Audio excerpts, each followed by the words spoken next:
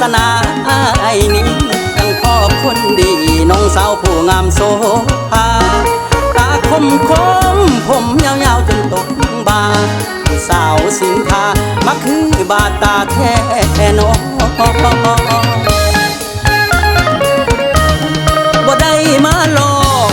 บ่ได้มาหลอกแต่อยากมาขอเป็นแฟนกอดน้องแน่นๆอย่างควงแขนสิได้บ่ลาคำแพงบ่เคยเห็นใครงามพออยากเป็นเคยพอที่ได้บ่นอคนงามอยากเป็นเคยแม่ได้แน่บ่นอคนดี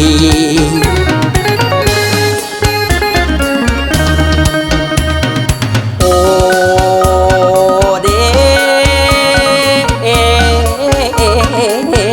โอน้อสาวสิงคาเอ้ย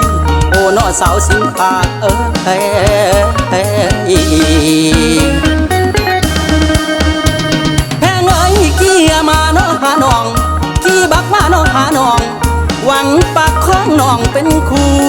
ผู้งาม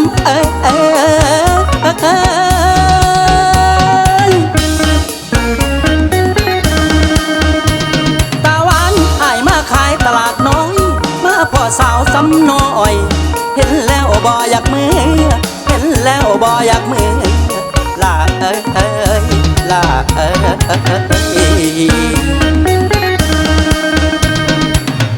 นี่ละน้อพันว่าความหักมาน้อแลนกุ่ม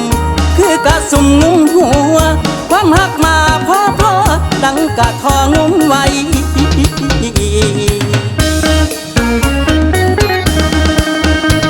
ตาหวานเมาหมอลำคืออายอยากตายเป็นคือนกแอ่นแฟน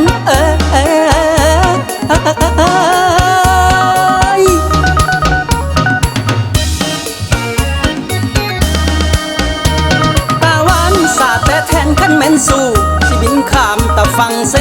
สิบินข้ามดอกพานเสลาลา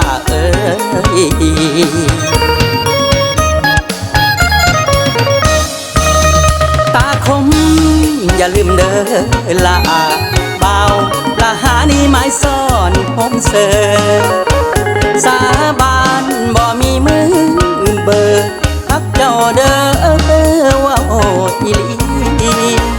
ถ้าหากว่าน้องสงสารได้แต่งงานกับคนดีปลูกผักเขาโคตรสาลีเพียงผู้คนดีสาว